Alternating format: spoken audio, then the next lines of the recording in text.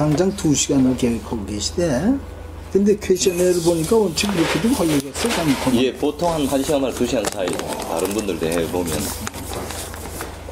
저는 안 해도 되는데 취업되시는 분들은 제일 많은데 뭘 저까지 했나. 근데 이제 그분들이 예를 들면 뭐 보고를 한다든가 뭐 사하는데 알고는 있지만 직접 이제 그런 일들을 참여를 하지 않고 하니까 이 관점 따라 너무 다른 게. 그러세요?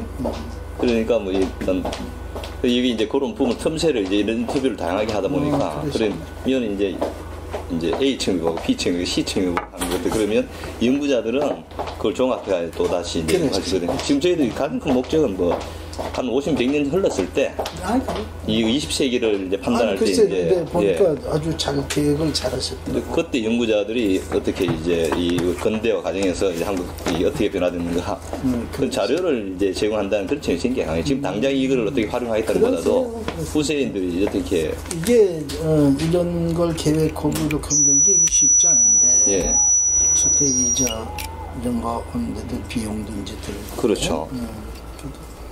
근데 사실은 우리가 뭐 정치 사회사들은 지금 우리 뭐 역사라는 게 어떤 뭐 왕조사라든가 어떤 뭐 정치사 위주로 흘러가다 보니까 이제 앞으로는 뭐 이제 경제란 측면이 이제 무시 못하는 것이고 그 이제 서로 이제 보완돼야 되니까 사실 기업가들은 뭐 거의 기록들이 거의 남아 있는 게 없지 않습니까?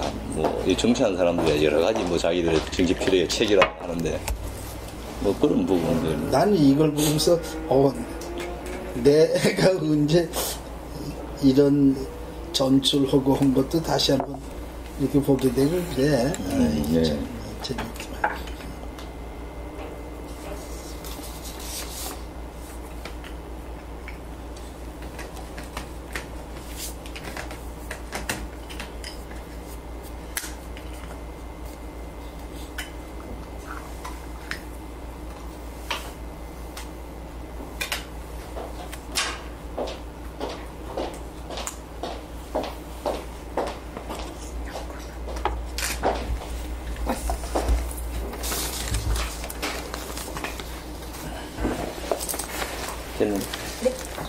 내가 이 안경을 썼다 봤을 때도 괜찮습니까? 예, 상관없습니다. 아니 편하게 뭐 의식하지 마시고 편하게 하시면 아니 내가 이 장글씨를 보려면 어딘지는 돋보기가 있어야 돼.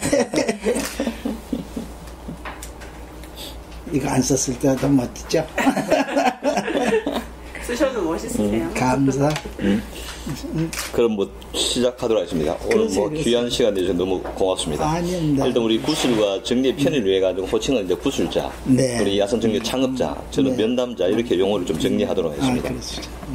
이제 구술자의 개인 생애에 대해서 여쭤보도록 하겠습니다. 그 유년 시절에 대해서 태어난 때라든가 고향, 가족 관계 이런 때에 대해서 좀 말씀해 주시기 바랍니다. 전 1938년 12월 25일 크리스마스입니다. 생일에. 그리고 이제 편모스라의 아버님이 일찍이었어요. 그래서 이제 이남 이녀 가족이 이제 저 차남이고 그 다음에 생활은 중류 정도가 괜찮은 아버님이 많은 재산을 좀 남겨주셨던 것 같아요. 지금도 되돌아보면은. 근데 그래서 근데 이제 6.25가 큰 변화지. 그 가정에도. 고향은 어디시죠? 서울에서. 서울에 태어났네. 그럼 구술자에서 살아온 시대에 대한 생각, 우리 4.19라든가 여기서 평균 5.16이라든가 뭐 유신체제 한국사 굴지가 사건들을 많이 경험하시지 않습니까? 그런 것들에 대해서 간략히 좀 정리하신다 그러면 어떻게 현대사를 어떻게 정리할 수 있겠습니까? 저희 세대가 그 격변의 중심에 있었어요. 가만히 보니까. 그래서 6.25 한국전쟁 때도 내가 초등학교 6학년이었거든. 그러고 그 당시는 이제 우리가 언제 준비 안 된 침략을 받다 보니까 피난들도 못 가고 서울 사람들이 뭐 거의 못 갔죠. 그 당시는 괴력은 했습니다. 하여튼 인민군 지하에서 이제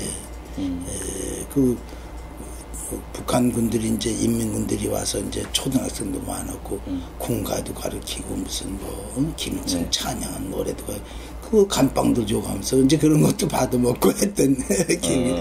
그리고 6.25 때 우리가 이제 어차피 서울에 남아있던 분들은 생활이 어려웠으니까 생존하려고 이제 몸부림을 쳤죠.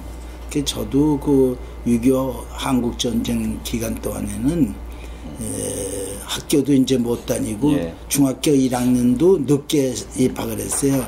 그 한 1년 가까이는 뭐 장사도 하고 신문팔이도 하고 또 이 좌판으로도 해가지고 과일 장사도 해보고 뭐 하는 게 없는데 특히 6.25 경우에는 제가 과일 장사도 했어요. 국내 초등학교 6학년 때 형님이랑 같이.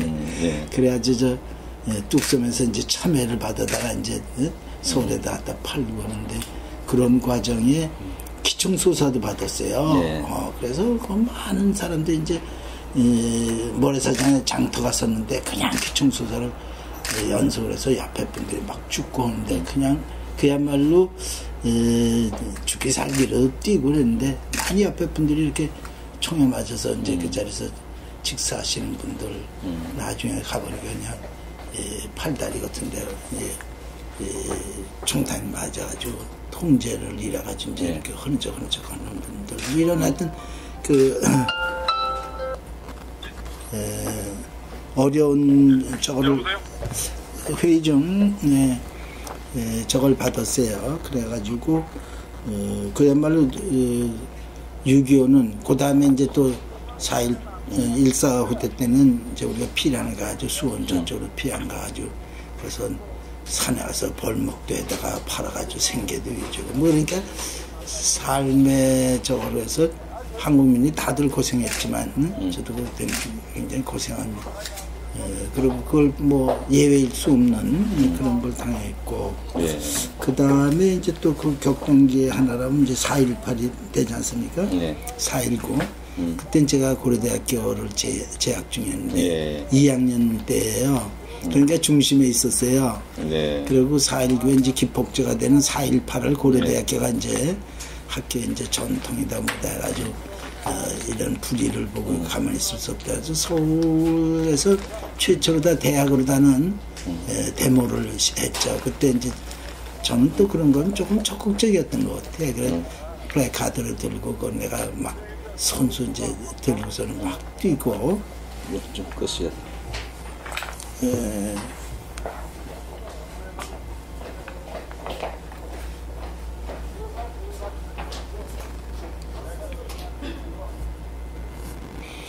이제 그런 과정에서 적극적으로 상당히 참여를 했고 그 다음에 이제 모두가 돌아오고 그러는데도 이제 청계천에서 또 그 깡패들이 이제 해가지고 그게 4.19의 기폭제 역할을 했습니다.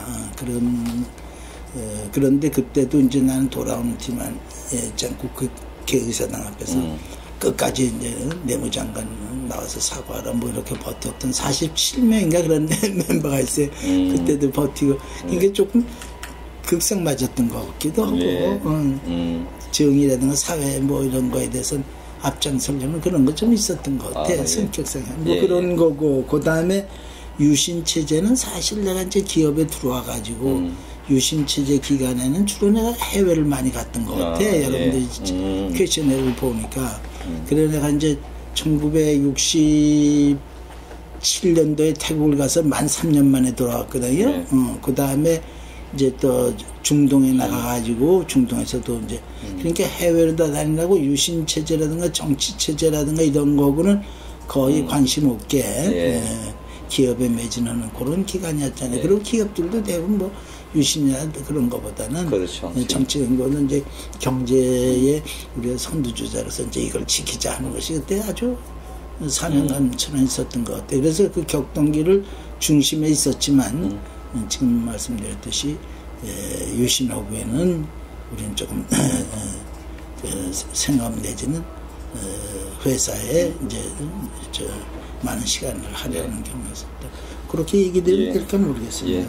그런 측면에서 이제 굉장히 나름대로 젊을 때 어떤 그런 이 신념이 굉장히 강하셨고 또 오랜 시간 기업에서 근무하셨는데 그 지난 세월을 돌아오면서 나의 어떤 그런 가치관이라든가 또 좌우명 이런 것이 있다 그러면 뭐 어떻게 말씀하시겠습니까? 이제 그거는 군대를 거치면서 내가 이제 취직한 건 군대를 다녀온 다음인데 그러다 보니까 이제 솔선수범이라면 책임의식이 강해졌고, 그 다음에 이제 최선을 다하자는 이제 흔히들 갖는 그런 것이 저 생활신조 비슷하게 프로그램 하나 꼽을 수 있을 것 같습니다. 그리고 보니까 ROTC 1기라고 지금 알려졌습니다. 네, 그리고 그렇습니다. 또 ROTC 장학기 이사도 하셨고, 지금 뭐 ROTC가 일반화되어 있습니다만, 그 당시는 좀 생소한 그런 ROTC 하게 된 이유에 대해서 좀 말씀해 주시겠습니까? ROTC는 내가 기업에 들어온 현대 건설에 이제 취업을 해가지고 현대맨이 된 것도 인생의 아주 훌륭한 선택이 하나라고 믿지만, ROTC도 내 선택이 하나에 아주 잘한 선택이 하나라고 늘 갖고 있어요. 예.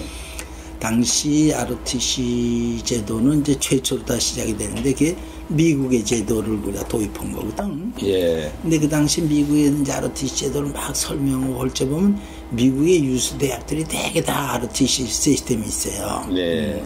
그래서 이게 선진국에서도 ROTC 시스템은 좋구나. 둘째는 그 당시 ROTC에 우리가 복무를 하게 되면 근무 연한이 사병으로 갔을 때하고 뭐 큰 차가 없었어요. 비슷한 기간에. 그러니까 같은 값이면 내가 장교로 가자. 그 다음에 이제 흔히들 얘기하지만 장교를 갔을 때는 이제 뭐 인터내셔널 젠틀맨이 뭐니 그런 얘기도 하지만 하여튼 부하를 갖다 다스릴 수 있는 그리고 조직이라는 것이 지금도 뭐 조직론이 많이 났지만 제일 효율적인 조직이 역시 군대 조직이거든요. 그런 거로 봤을 때 아주 그 엑기스 있는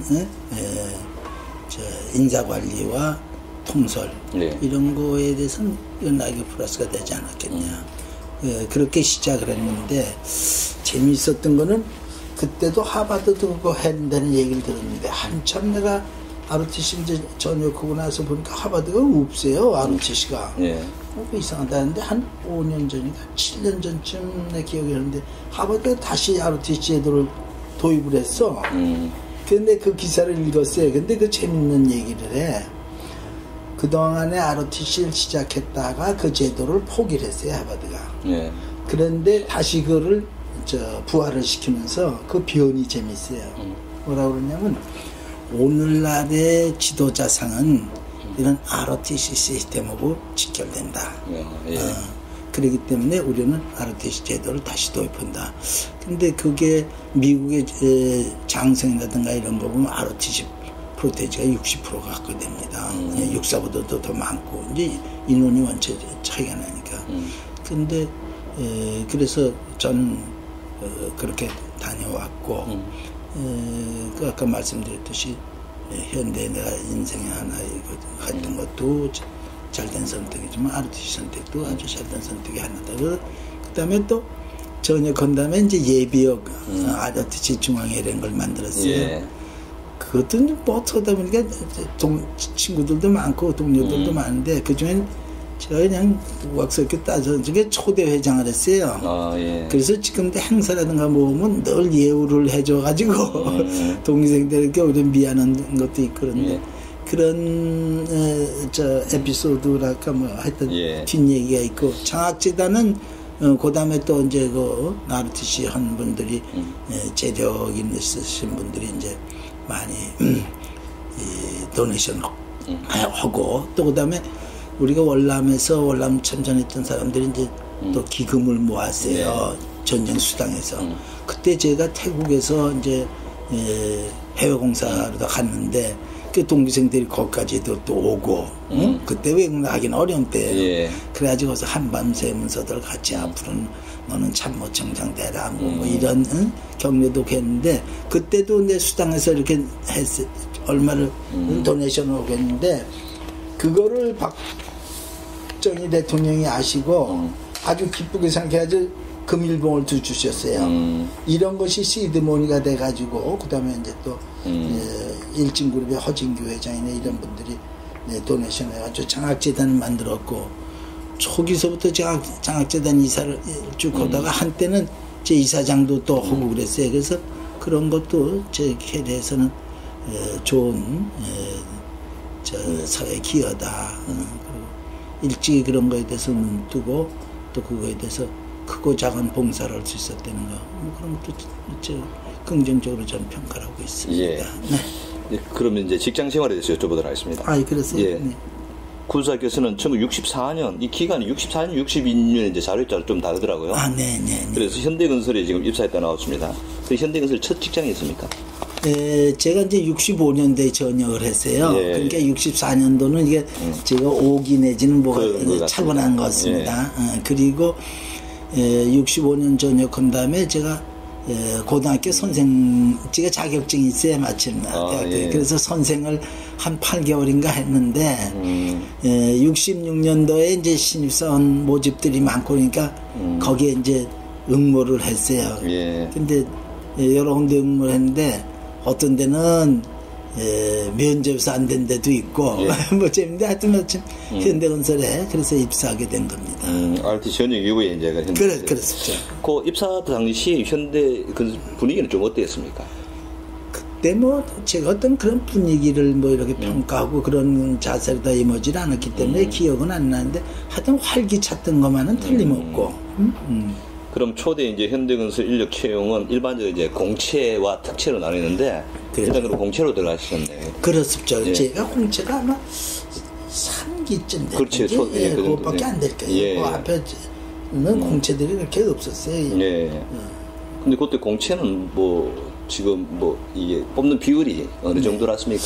그때는 이제 회사 한참 성장 시초예요. 예. 그래서 이제 저희가 입사를 하고 나니까 계속 우리 이제 회사가 팽창 내지는 이제 성장을 하다 보니까 1년에도 한 서너 번 모집했던 기억이 나요. 그리고 나중에 내가 이제 또 인사 담당 준역도 해봤는데 그때 했던 경험 이렇게 보면 하여간 공채 그리고 저희 때는 고전까지는 이제 이렇게 특수관계로 다 입사하신 분들 현장에서 이제 그냥 캐리어를 가지셨던 분들을 채용하고 이제 그리고 건설업이라는 게 이게 수요 공급이 잘 안 맞아요. 필요할 때 많이 오고 그러니까 그냥 임시직으로 되게 쓰는 경우가 많죠. 지금도 그런 제도는 뭐 변함이 없습니다.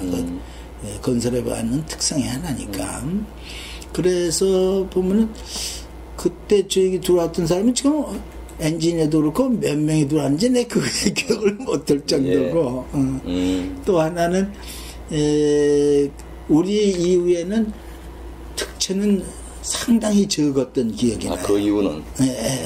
그래서 저희 때도 한두는 있었던 내가 보기에는 뭐 5% 미만 그런 기억이 나고 그리고 그분들은 오래 자리를 못 잡는 경우가 많아. 어떤 분은 훌륭한 분도 계셨어요. 그런데 되게 어떤 분들은 고시하다가 이제 입사해가지고 들어오신 분도 있고 어떤 분은 이제 고시하다 보니까 이제 친분들이 있으셔가지고 그런데 그런 분들은 오셔가지고 아주 기여를 많이 하시고 능력 있으신 분들도 많고 그래서 공채에 대한 뭐 큰 자부심은 뭐 그런 걸 특별히 갖는 건 아니지만 하여튼 공채라는 긍지와 회사에 그 다음에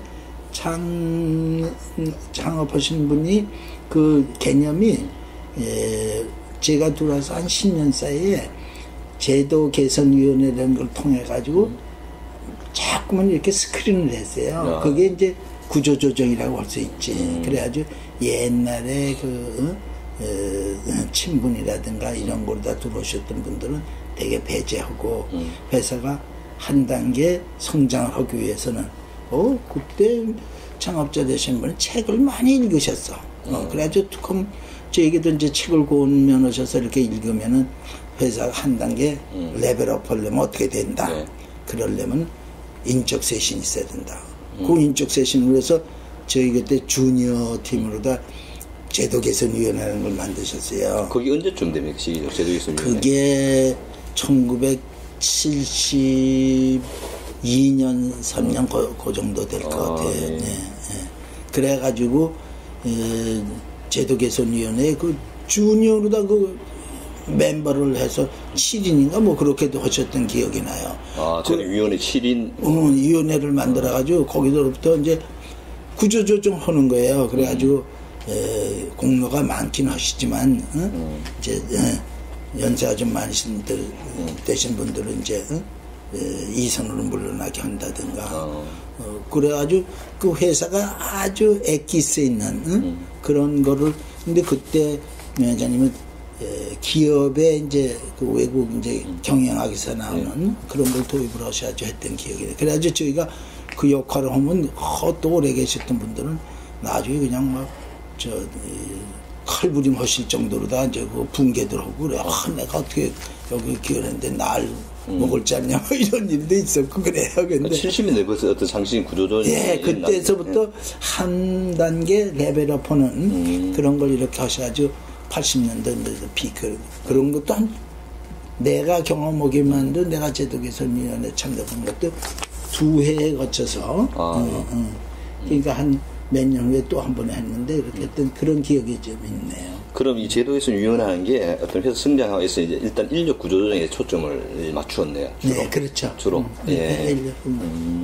이건 좀 저희들 처음 듣는데. 아, 그래요? 예. 저도 무슨 기록은 내 기록 분명한 기록입니다. 그게 아마 맞을 거예요. 예.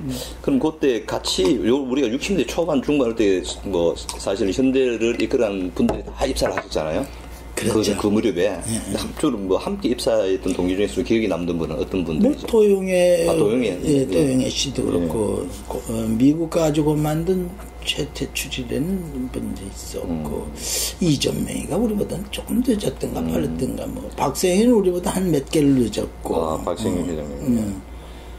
그럼 우리 고려대 교배에서 나온 이제 이양섭 회장님이나 이명박 회장님은 다 한해 먼저 들어간 선배들인가요? 그렇죠. 그러니까. 이양섭 선배님은 학교도 선배고 입사도 물론 선배시고 우리보다 하나가 그렇게 선배세요. 예. 그 다음에 이명박 대통령께서는 학교는 나보다 하나 한 두 소의 아래예요. 그러나 이제 그분은 군 면제를 받으셨죠. 그렇죠. 그분은 가시려는데 뭐 그 당시는 비용역 충원 인원이 아주 남아 돌아가지고. A급 아니면 안 뽑고 그랬거든요. 그때 아마 군 면제를 하셨어요. 그러니까 우리는 군대 갔다 오고 군대 안 갔다 오시니까 우리보다 한 해인가 먼저 들어오셨던 것 같아요. 근데 역시 그 탁월한 저거 있어 아주 승승장구하셨던 그런 기억이 있네요. 그럼 입사했을 때 이제 처음 어느 부서에 배치를 받았습니까? 제가 경리부를 받았어요. 경리부. 예. 그때 그 경리부는 그 자금관리자는 전부 다. 근데 이제 그렇게 하시면 경리부라 그러면 이제 작은 회사들은 격리 자금도 하고 회계도 하고 하나를 다 해요. 근데 이제 이거 규모가 커지면 자금 파트하고 회계 파트하고 구별이 돼요. 회계는 이제 세무회계로. 그다음에 또 이제 저거면 회계 파트가 이제 이 세무 파트하고도 이렇게 좀 분리를 해서 이제 조직들을 하고 그래. 근데 크게는 자금 파트하고 회계 파트 이렇게 나누죠. 저는 회계 파트를 이제 제가 다 들어갔었고, 제가 이제 상가대를 나온다 보니까 이제 그 경리부에 이제 배치된 그랬었죠. 그럼 창업자와의 첫 만남은 어떻게 이루어졌습니까? 혹시 면접 볼 때는 그런 건 없었습니까? 면접 때는 창업자가 안 면접위원으로 안 하셨던 기억이 나요. 그런데 제가 이제 이 모임 같은 데서 이제 이 사회 같은 걸 한다든가 이게 엉뚱한 쪼크 같은 거를 즐겨 했기 때문에 우연히 그 당시에는 MRA라는 정신재무장인가 뭐 그런 것도 있고 그랬었어요. 그런 활동들을 회사가 지원을 해가지고 정신재무장인 뭐 이런 거 그런 거 했는데 그때 이제 우연하게 실은 이제 사회를 보고 하다 보니까 이제 회장님 관심 가지시고 이제 이렇게 많이 그리고 그 당시로 명 회장님 참 그건 창업자는 그걸 많이 하셨던 것 같아요. 두꺼운 파티예요. 직원들 이렇게. 그래 건설업에 이제 그 파티를 참 많았어요. 뭐 계절 따라 파티도 하고 이제 뭐 그다음에 명절 따라 파티도 하고 어느 공사 이제 끝나면 파티도 하고 뭐 기공식하면 파티도 하고 뭐 그랬던 기억이 그런 그 모임이 많다 보니까 제가 그 이제 사회를 보면 그 이제 좀 이렇게 웃겼다 생각이 되시면 이제 그렇게 박장대소 오시고 오셨어요. 그래서 보이지 않게 이제 총애받는 그런 분위기에서 저는 스타트는 아주 즐겁게 시작을 했죠. 그럼 이제 그때 뭐 창업자와 하는데 혹시 뭐 그 신입사원 시절에 네. 좀 강하게 기억에 창업자에 대한 인상이 강하게 남았던 적은 뭐 어떤 일들 때문에 그런가요? 이제 제일 중요한 건 이제 신입사원 환영회를 한다든가 하면 이제 그런 데 가면 씨름들을 즐겨하셨거든. 씨름을 즐겨하셨다면 예. 내가 신입사원들하고 씨름. 근데 제가 유도를 했어요. 그래서 씨름도 조금은 이렇게 딴 사람보다 난 씨름은 전문으로 안 했지만 좀 쎄쎄 그런 신입사원들 하고 이제 어울려가지고 이제 씨름판 벌리고 그러면 이제 관심 있게 보고 그러면 근데 어느 기억인가 대천 해수욕장인가를 갔어요. 신입사원들. 그럼 많이 하는데 그 이제 주목견에 쓰는 이제 깡패 같은 놈들이 나타나가지고 해왕 비슷하게 놀았어요. 그냥 사회 본다 사전 난처잖아요. 그 우린 또 여사원들도 있고 그런데 그리고 이제 창업자도 계시고 그래서 당신 그런 이제 싸움이 붙을 이제 그런 데서 이제 이렇게 12.1버전에서 제가 당신 그러지 말고 나하고 씨름 한 판 해가지고 내가 이기면 당신 그냥 아무 소리 말고 갔으면 좋겠어. 그렇지 않으면 한 판 붙자는 얘기가 되는 거죠. 그때는 씨름 허재. 근데 그 동치도 구가지고 씨름할 줄 알았을 텐데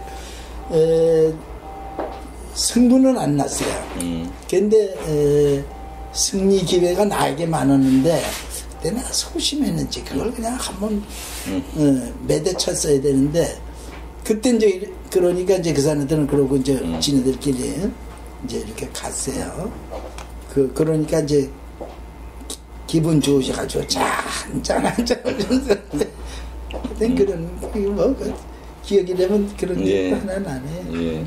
그럼 현대 입사해가지고 뭐 경리부는 저를 본부 소속이잖아요. 네. 그리고 뭐 군대 현장에는 뭐 어디 처음으로 간 데가 어디죠? 이제 경리에서 하나 재밌는 건 제가 경리부에 갔는데 회계파트에서 좀 이제 현대시멘트를 맡았어요. 그 당시에 현대시멘트가 독립이 안 됐고 제천에 있는데 그 이제 구자를 제가 관리를 하고 있었고 공장은 이제 회계 저걸 했는데 그래서 시멘트 그 AID 차관으로 된 거기 때문에 차관 상환하면 6개월에 한 번씩인가 했던 기억이 나는데 풍기별 했던가 뭐 한 번 수표를 갖고 오면 7천만 원 이런 돈이 그 당시엔 큰 돈이었죠. 그거 갖고 가서 은행에다 갖다 내는데 이게 은행이 아니고 그걸 상환하는데 하여튼 그 수표를 갖고 왔는데 횡선흑음은 잊어버려도 괜찮거든요. 근데 그런 걸 잘 몰라가지고 주문해 넣고 어찌나 그 조심해서 갖고 왔는지 은행에서 갖고 올랬던 기억이 나요. 그런 경우도 있었고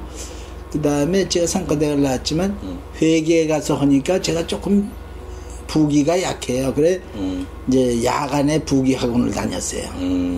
그래 부기 학원 다니면서 했는데 마침 이제 가불대장을 나에게 이제 계정이 여러 대 이제 가불계장도 있고 무슨 전동계장도 있고 계정이 많아요. 그걸 이제 맡기는 거예요. 근데 제가 이렇게 보니까 가불이 원장하고 보조부가 4만 원이가 틀리는 게 이게 4년째 내려오고 못 맞춘 거예요. 근데 지금 경리부 가면 9월달 되니까 벌써 이제 그 결산 들어가요. 그러면 이제 12월까지 결산이 맨날 야근하는 거예요. 그때는 뭐 컴퓨터도 없고 그냥 그랬던 기억이 나는데 그래 제가 그 몇 개월 야근하면서 창고에 가서 전표를 하나씩 다 뒤져가지고 4년 동안 못 맞춰가지고 그냥 넘어오던 장부를 그걸 제가 찾아서 맞췄어요. 그랬더니 사람들이 저 신기하고 괜찮게 한다 뭐 그랬던 기억이 나요. 그러니까 그렇게 하다가 그 공무부로 다 이제 바뀌어. 공무부는 현장 책임 격리를 한다든가 이제 관리하는 공무부로 옮겼죠. 그렇게 제가 거기서 결산을 한번 해봤어요. 1년은 있었으니까. 야, 예. 그러고 그 다음에 이제 공무부로 옮겨가지고 공무부에서 첫 현장이 군산 화력발전소. 군산 화력발전소. 그 당시는 지금 그 우리 원로의 아주 최고 원로신 이제 이출림 회장님이 거기 소장으로 계셨고, 그 이제 처음에 거기 이제 현장 처음 부임했죠. 격리 보조로다가 갔던가 그랬던 기억이 나네요. 예. 그럼 아까 뭐 태국 고속도로 건설 현장에도 가셨다 그러는데, 그거는 이제 그 거기에서 군산 화전에 있다가 그 당시 이제 현대 자동차가 창업을 했어요. 예. 창업이 아니라 이제 자동차부를 갖다가 기획실에서 만들었어. 제가 기획실을 불려왔어. 그래서 기획실에서 이제 현대 자동차 창업을 위한 준비팀으로다. 그래 그 당시 이제 우리가 기술 제휴를 했네. 포드 사람들 오면 제가 안내도 하고 제가 이제 그 회의하는 거 이제 준비도 뭐 이렇게 하고 하려고 뒷바라지만 그땐 주로 했죠. 뭐. 그래가 그렇게 있다가 그 다음에 이제 태국 공사가 그 2차인데 이제 2차 공사를 또 하나 수주하니까 그때 이제 제가 거기에 선발을 돼가지고 이제 격리로다가 나갔었죠. 그럼 현장에 갔을 때 그 당시 뭐 태국이라든가 그런 현대건설의 어떤 그런 분위기는 좀 어땠습니까? 태국 공사 현장의 분위기는? 아유 뭐 우리나라가 이 대개 외국 건설업 하는 거 보면 처음에는 태국 공사를 갖다 1965년도에 했을 거예요. 그때 이제 이명박 대통령이 격리를 가 있어요. 그리고 그게 바탕이 날아왔더가는 이제 100km 그거 IBRD 작업 내기 때문에 100km 이렇게 쭉 큰 태국 나라 이제 그 고속도로 나오는 건데 그 공사에서는 우리가 500 몇십만 불에 거의 대개 100km 500만 불였어요. 그 당시 제가 기억하기에는. 근데 그 500만 불에서 엄청난 적자를 봤어요. 2차 때는. 아마 그건 300만 불 가까이 적자를 봤을 거예요. 그래가지고 급여도 못 준다는 뭐 이런 얘기도 있었고 위기론이 나왔었어요. 그리고 이제 제가 한 건 그 공사 계속해서 두 공사씩 안 줘요. 어느 정도 공사 끝나야 입찰 자격을 줘. 그 다음에 자격을 받아가지고 또 입찰했는데 그것도 500만 불 줬는데 그것도 또 성공을 했어요. 이제. 그때가 언제입니까 시기적으로? 그게 1967년. 그래가지고 제가 이제 거기 부임했는데 그게 끝난 것이 한 70년대에 끝났나 그럴 거예요. 근데 그 공사에서는 노하우가 쌓이고 그러니까 우리가 흑자를 많이 봤어요. 200만 불 이상 흑장 봐서 먼저 했었던 공사를 많이 커버하고 이제 그런 그러니까 고속도로에 대해서 이제 그 이후서부터는 자신들이 생겼고 특히 1차 고속도로 이명박 대통령이 그 격리를 하셨던 거기는 뭐 그 에피소드들이 많아요. 그때는 뭐 이제 공사 잘 안 되니까 열악한 부분이 있었죠. 그러다 보니까 근로자들이 이제 뭐 횡포도 부리고 난동도 부리는데 그때 이제 그 덕에 끝까지 이제 버텼던 게 이제 이명박 대통령보다 이제 그래서 그분이 신임을 얻었다 하는 얘기가 이제 전해지죠. 되게. 근데 그 고속도로를 하고 나서 우리가 이제 1969년대에 준공했나요? 경부고속도로가. 그렇죠? 그 고속도로를 우리가 할 수 있는 그리고 딴 회사들은 그때 건설업체 100여 개, 한 10개 업체에게 나눠줬어요. 경부고속도로는 뭐 지금 특혜인데 그땐 특혜도 그 10개 공구를 나눠가지고 랭킹 10위까지 하나씩 주고 그런데 제가 이제 돌아와가지고 그것도 관리를 좀 이제 공사관리부 같은 데서 이제 참여를 하겠는데 그때 대개 그 담당했던 고속도로 했던 회사들이 전부 적자를 봤습니다. 오직 현대만이 적자를 안 봤어요. 왜? 우리는 태국에 가서 그만큼 적자를 봤던 그것이 노하우가 있어가지고 장비 선택서부터 그리고 남이 다 못했어요. 그래가지고 준공을 우리가 가서 아스팔트 같은 거 좀 깔아주고 이러면서 근데 그러고 내 기억하기에는 이제 정부가 건설업체들을 전부 다 망했다고 그러니까 수의계약으로다 이제 공사들을 한두 개 주고 그랬어요. 지금 저 수의계약으로다 뭐 난리치지만 원래는 정부가 이렇게 정책적으로 그걸 활용했던 거지. 그러고 그 다음에 그래서 우리도 흑자를 보고 우리는 재미 봤지만 그냥 가만히 있으면 우리는 자연적으로 한몫 줬던 기억이 나고 예. 그거로 다 받았던 게 소양강 댐이 아닌가 저는 그런 거 기억을 해요. 그럼 일반적으로 우리가 이제 말씀할 때 태국 고수공장 다 무조건 적자다는 이런 인식이 강했거든요. 그건 1차만 적자고 2차, 3차는 흑자고 예. 그다음에 구분이 돼야 된다 그죠? 예, 그럼요.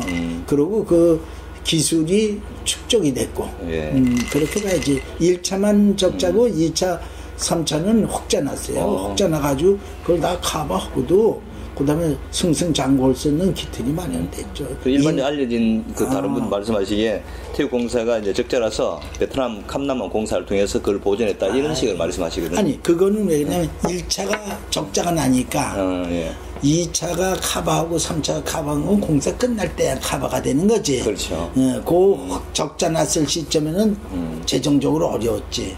그때 이제 깜난이라든가 월남에 마침 참가를 해가지고 우리가 거기서 돈을 많이 벌었죠. 그 태국하고 베트남의 차이점도 크게.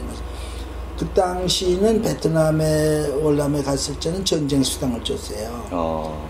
전쟁터니까. 어떤 일반 공사도? 일반 공사도 우리 아니 근무하는 우리 종업원 직원들에게 전쟁 수당이 내는 특별 수당 제도를 했어요. 태국은 같은 해외지만 전쟁 수당을 안 줬죠. 왜? 거기는 전쟁 지역이 아니니까. 그렇죠. 그런데 제가 돌아와서 이제 그 월남 공사하고 태국 공사를 이제 전부 다 분석하고 하는 나중에 그런 기회가 있었는데 그때 보니까 태국에는 3사람이 죽었어요.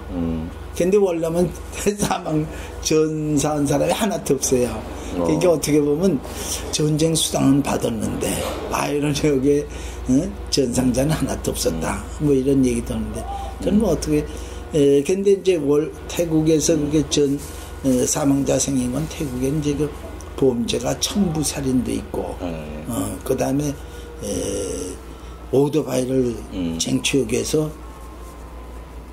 살인을 해요. 그런 경우에 우리가 이제 또 하나는 우리가 거기에 문화 같은 걸 잘 익숙지 않아 가지고 우연하게 이상한 이제 케이스를 당해 가지고 이제 예를 들어서 좀 길어도 괜찮습니까? 여러분들 나중에 이제 취사 선택하시는 건 어때요? 이런 게 있어요. 태국에서는 머리에 대한 얘기는 아주 귀하게 생각하고 발에 대한 얘기는 잘 안 해요. 보니까. 근데 머리는 이제 결혼할 때 신부신랑이라고 뭐 이렇게 시를 연결해 가지고 그다음에 출병하는 병사들 있으면 중 되시는 분들이 이제 무은장 중구를 무은을 빈대는 그런 거다 이제 축복해주고 어찌 만지는데 한국 이제 근로자들이 가가지고 조수를 갖다 태국 사람들을 붙여줬단 말이에요. 근데 조수 다루는 게 한국 사람들은 좀 거칠어요. 그렇죠. 그리고 우리나라는 이상하게 기술을 습득하면 무슨 고생해야만 기술이 습득되는 걸로 알아가지고 뭐 흔히 그런 얘기 많이 듣지 않습니까? 무슨 입산수도 해가지고 뭐 군불대기 3년 무슨 뭐 누룽밥 깨기 3년 뭐 이런 얘기도 하면서 그래야 기술을 배우는 거잖아요. 그러고 밑에 사람들은 아주 못 살게 구는 그런 습관이 있어요. 그 조수 붙여줬는데 조수를 막 이제 뭐 정말 야 나 배고프니까 네가 대신 밥 먹어줘 뭐 이런 정도로다가 이제 시키는 정도로 하고 군말 저건 또 발길로다 이제 공댕이를 차고 이런 걸 잘해요.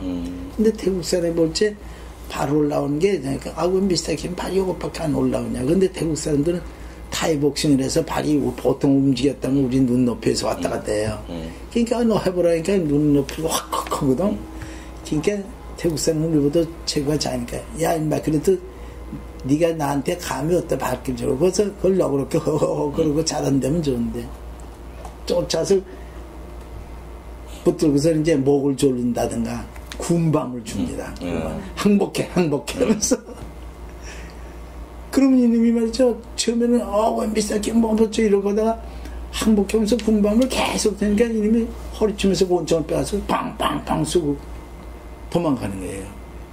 그 왜냐 머리를 건드리지 않는데 문화적인 차이를 이해를 못. 예, 그래서 우리가 해외에 나가서 보면 거기에 뭐 중동 나가서도 그런 경우가 많았습니다만 지금 생각하면 그렇게 해가지고 뭐 이렇게 죽고 저렇게 해서 세 분이 희생을 당했던 기억이 있어요. 우리는. 그럼 국내 들어오시가는 바로 경북 고속도로 아니 그러면 제가 이제 경북 고속도로 막판이었었어요 그때가. 그래서 이제 들어오자마자 뭘 했냐면 남태령이라고 지금 과천 넘어가는 거기 석산이 크게 있어요. 거기 이제 공장장으로다 제가 이제 갔어요.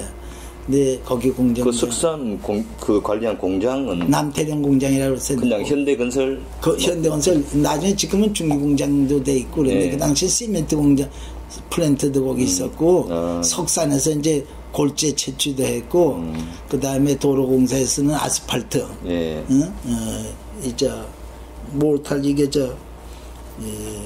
페이빙 하는 거 있지 않습니까? 그래서 김포공항에 이제 공항 활주로 같은 거 하더라도 거기서도 이제 하고 그거 이제 생산하는 공장이에요. 거기 공장장으로도 이제 왔죠. 근데 그거를 하고 뭐 그 경부고속도로의 공사에 관여하게 된 부분은 어떤 부분을 관여하셨습니까? 이제 그때는 이제 제가 왔을 때는 경부고속도로 거의 끝날 때고 끝날 무렵이죠.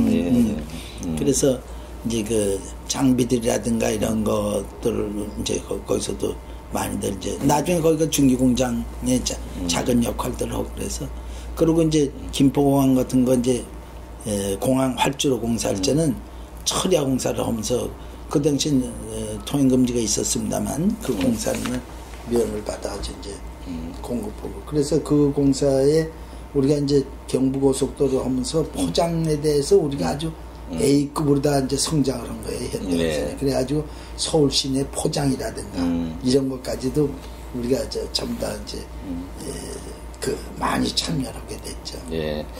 그럼 그 70년 초반에 현대건설의 규모는 어느 정도 됐다고? 그때 벌써 현대건설이 국내 건설업계에서는 1위를 달렸고 70 초반. 1위를 달렸고 그 다음에 이제 삼성하고 비교하는 이제 그런 쌍두마차 비슷한 걸다가 하다가 이제 1975년도 전후해가지고 이제 중화공업으로 바뀌는데 그게 미끄럼들을 하고 이제 그렇게 했던. 아마 성장에 그 당시만큼 성장률이 높게 나타난 데가 없었을 거예요. 그래서 1970년대서부터 대통령 시에 당한 것이 1979년일 거예요. 그년까지는 뭐 한 10여 년을 보통 두 자릿수 성장들을 했으니까. 그럼 현대건설 회계 담당 상무는 언제 발령을 받았습니까? 그 다음에 제가 이제 그렇거다 이제 자재 담당으로다 이제 자재 구매 본부장을 하다가 그 다음에 중동을 또 나가게 됐어요. 그래가지고 1975년도에 제가 이제 바렌에 처음에 나갔고. 75년 일단 중동으로 진출하셨네, 그죠? 네네. 그때가 이제 월남이 패망한 다음에 월남 패망이 이제 1970년 4월 30일일 거예요. 기억하면 돼. 74년? 아니 75년 4월 그 30일일 거예요. 75년, 평화협정이라고 아주 맺은 것이 73년도에 맺었고 파리에서. 그러고 그 평화협정에 따라서 미군이 철수하게 돼 있어요. 북한이 지금 주장하는 게 평화협정 하자는 그러니까 미군 철수라는 뜻이거든요. 그리고 북한은 제가 요새 역사를 좀 공부를 하는데 북한은 월남 패망을 하나의 한국 통일 모델로다. 그때서부터 해가지고 지금 월맹이 그동안 했던 거를 전부 다 북한의 제도화했고 이제 막 통일을 대비해서 그렇게 한다는 얘기를 듣는데 그러니까 그 1970년대 73년대 평화협정보다 75년 미군 철수하던 동시에 이제 그 월남 통일이 돼버렸죠. 그러니까 우리가 이제 그 해외 진출하는데 이제 중동으로 다. 그리고 당시 이제 제1차 석유 파동이 1973년도에 있었을 겁니다. 그것이 이제 제4차 중동 전쟁이거든요. 중동 전쟁에서 이제 아랍이 집니까? 4차가. 예. 그게 이제 에집트가 이제 시나이 반도니 1, 2, 3, 4차 다 졌지 않습니까? 예. 근데 3차 때까지 많이 땅 뺏긴 걸 뭐 처음에는 아주 없애버리자고 한 것이 1948년도인가 뭐 그거일 겁니다. 그때 이제 중동 이스라엘 없애자고 했는데 살아남았죠 그때. 그리고 2차가 이제 또 그 수에즈 운하하고 3차 때가 이제 그 다음에 그것도 이제 시나이 반도 관계된 거 이제 4차가 에집트가 이제 다시 정권이 바뀌면서 옛날 거 내놔라 하다가 이제 그 중동 전쟁 난 것이 4차인데 그때도 졌어요. 아랍이. 그러고 나서 한 게 뭐냐면 미국하고 치는 나라에 기름 안 판다. 그래가지고 그 기름값이 2년 사이에 4배가 뛰었을 거예요. 그 당시에. 그러니까 세계적으로 유리 파동이 나오고 이제 났는데 우리나라도 그때 외환 위기를 겪고 고생을 많이 했죠. 그때 이제 박정희 대통령이 세계 석학대라고 이제 얘기하는 과정에 우리 이제 경제학자들이 정부 관료들이 외국에서 공부를 많이 해왔지 않습니까? 그분들이 하면 야, 그럼 지금 달러가 중동으로 보니까 거기에 장사를 하면 어떠냐. 그래가지고 이제 거기 조사단 파견하고 그런데 이제 거기 조사를 하니까 딴 업체들은 하는데 정용 회장님은 좋습니다. 아주 하늘이 진 기회입니다. 이렇게 하니까 두 분이 뭐 깜짝 놀랐더니 그 얘기를 자랑스럽게 하셨어요. 그래가지고 이제 중동에 가게 됐는데 그 왜 자랑했냐면 거기는 뭐 비가 안 오니까 뭐냐 이력이 아주 편하지 않냐고 물이 없지 않냐 물은 길어 오면 되지 않냐고 근데 아주 춥질 않으니까 뭐 밤낮 해도 뭐 되고 뭐 그래 아니 어떻게 긍정적인 생각만 그렇거든요. 모래자갈이 이제 그 축자재의 기본인데 모래는 아주 산댐처럼 쌓이고 이렇게 좋은데 이거 하나님이 주신 그런 얘기들 하면서 긍정적으로 보셨고 그때 이제 제가 우리가 이제 발엔에 처음 나가는데 정인영 회장님은 이제 그 당시 중동 진출을 조금 이제 좀 하셨고 이제 정종 회장님은 적극적으로 하셔야죠. 그게 성공했습니다. 제가 이제 중동에 진짜 많은 기자단들도 오고 그랬는데 그때 얘기했지 그런 얘기했던 기억이 나요. 월남전쟁 이후에 월남재벌이라는 게 생기지 않았나. 이른바 칼입니다. 보십시오. 곧 중동재벌이 생깁니다. 그건 뭐냐. 그건 현대건설입니다. 뭐 이런 얘기했던 기억이 나는데 그때 아주 돈들 많이 우리가 이제 평판은 평판대로 좋게 평가를 받고 돈도 참 아주 바람직하게 벌었던 그럼 아까 말씀을 하셨는데 이 정인영 회장님께서는 왜 중동 진출을 그렇게 반대를 하셨는가요? 정인영 회장님은 정인영 회장 갈등이 굉장히 심했다고 그 당시에 그렇게 알고 계세요. 심하실 수도 있죠. 뭐 그건 이제 경영을 보는 이제 시각에서 그러셔요. 그래서 정인영 회장님은 돌다리도 두들겨 가시는 스타일이시고 정종 회장님은 저돌적이시면서 아주 공격적이시고 그러니까 중동에 대한 정부 지원도 그렇고 이것이 정부가 그 외국